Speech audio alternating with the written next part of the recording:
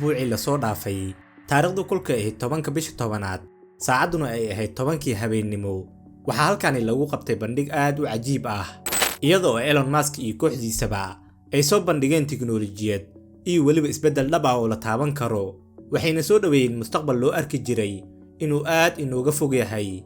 oo Elon Musk isagoo tixraac ka dhiganayo buug sheekafaneed ahaa oo uu qoray Isaac Asimov kolkii dambana laga sameeyay filim uu atoora ka ahaa Will Smith ayuu xogtii buugga ku jirtay oo ahayd xog qayaali ah u bedelay mid run ah oo waliba caalamkii oo dhan ayaaba la fajacay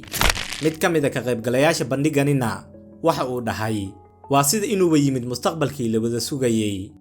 haddaba daawade waxaa macquul ah inaad isweydiinayso talow maxay yihiin waxyaabihii lagu soo bandhigay goobtani maxay tahay sababta loogu magacaabay isbuucii tagay isbuucii mucjisada waana halkee goobta uu ka dhacay bandhigani haddaba su'aalahani iyo kuwa kale oo badan waxaan ugu jawaabi doonaa barnaamijkeena maanta ee ku soo dhawaada bu'da ay ku kulmaan hal abuurka aadanaha iyo waliba aaladaha garaadka leh hana ilaawin inaad xirato suunkaaga waayo waxaynu jari doonaa masaafo aad u fog innagoona soo daalacan doono riyooyinkii filimkii iRobot oo loo bedelay kuwa dhab ah sidoo kalena haddii aad nagu cusub tahay nagu soo biir oo subscribe inoo saar channelkeena laagtaaduna waa inoo muhiim mahadsanid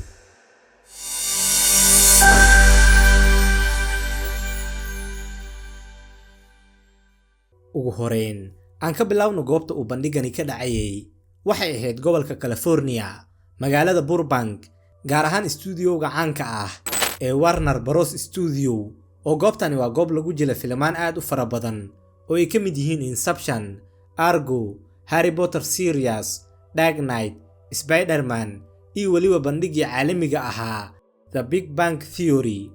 haddaba si aad riyooyin fara badan ugu bedesho kuwa rumooba waxaa hubaale inaadan goob halkani ka wacan aadan heli karin waana sababta uu Elon Musk ku doortay goobtani haddii aan u imaano bandhiganina waxaa halkani lagu soo bandhigay 3 shay oo kala ahaa gaari taxi ah oo keligii iswadayo gaari caasi ah iyo waliba robot qofeed gaariga halkani lagu soo bandhigay ayaa loo bixiyay robot taxi ama Cybercab oo waa gaari la sugayay soo bixidiisa ilaa iyo 2016 oo waa gaari iskiis isku wadayo misana aanan lahayn steely brake marsho iyo waliba badeelo oo dhan waxaa intaasi sii dheer inuusan gaarigani u baahnayn shidaal ee uu kaliya ku shaqayn doono jaajar sidoo kale gaarigani wuxuu istaagayaa goobaha ay samaafarayaashu ku xiran yihiin isagoo u hoggaamsamaya xeerarka wadooyinka oo dhan waxuuna bandhiga ka dhex yiri Elon Musk in gaarigani loo isticmaali doono taxi ahaan waliba halkii meel lagu kireyn doono 30 ilaa 40 senti oo kaliya haddii aad gaarigan taxi aan ugu kireysato magaalada Muqdisho adigoo tagay magaalada Markacadey waxaad bixinaysaa kira ahaan $25 oo kaliya waxaa taasi ka sii daran in qiimaha gaarigan oo dhanba uu yahay $30,000 oo kaliya oo waa raqiis kolkii loo fiiriyo tayadiisa muuqiisa iyo waliba waxtarkiisa sidoo kale gaarigan xilliyada aad xaafadda joogto isaga ayaa magaalada aadayo oo kugu soo shaqaynayo taxi ahaan oo adiga oo xaafadaada iska dhex fadhiyo ayuu siyaadayaa dakhligaaga haddaba gaarigan wuxuu si dhab ah u soo bixi doonaa 2027 waliba iyada oo aad looga taxadaray hanaankiisa saybar oo waxaa aad looga feejignaanayaa in la jabsado gaarigani sidoo kale Elon Musk waxa uu sheegay in gaarigani uu 99% yahay mid dhan waliba ka dhameystiran haddii ay ahaan lahayd difaaciisa xeerarka ilaalinta wadooyinka iyo waliba isku halleenshiyihiisa aniguna waxaan leeyahay se wali waxaa jiro 1% oo halis ah oo aan ku weyn karno nafteena iyo waliba dadka aan aadka u jecelnahay gaariga labaad ee lagu soo bandhigay goobtani waa gaarigan aad arkaysaan oo loo bixiyay Robo1 waa gaari bas ah oo ay raaci karaan 20 ruux sidoo kalena waxaa lagu qaadi karaa adeegyada ama ciyaartooyda qaramada umana baahna wax darawal ah waxa uu muuqaal ahaan u eg yahay tariinadii laga isticmaali jiray 1930yadii dalka Mareykanka Ingiriiska iyo waliba dalka Faransiiska loona aqoon jiray Streamliner Trains haddaba Robo1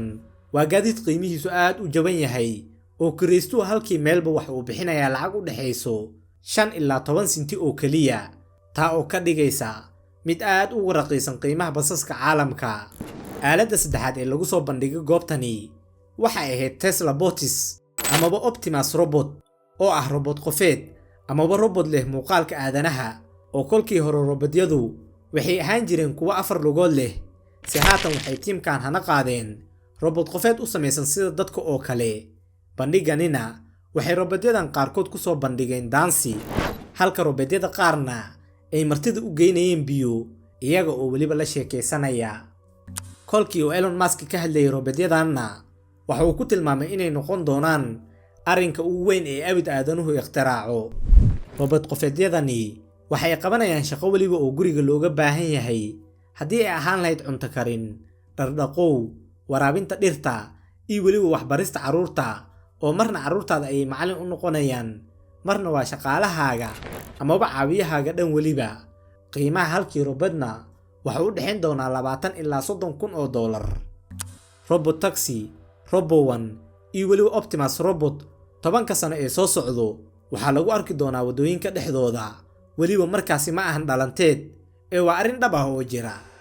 Elon Musk kooxdiisa iyo waliba dhammaan reer galbeedka waxaa macquul ah inaanan annagu jeclayn se waxaa xaqiiqo qaraar ah inuu furaha horumarka caalamka uu gacantooda ku jiro.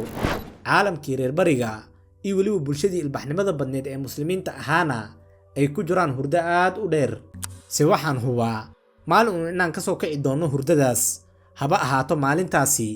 maalinta qiyaamo ee. ugu dambayna bal aan ku weydiiyo saaxiib, adigu ma raaci lahayd gaari aanan darawal lahayn oo keligii iswadayo? fadlan qaybta commentiga nagula wadaag ra'yigaaga. inta aan barnaamijka xigay kaga kulmi doonana waxaan idinkaga tegayaa dunidu waa dulqaad dadaalkuna waa muhiim.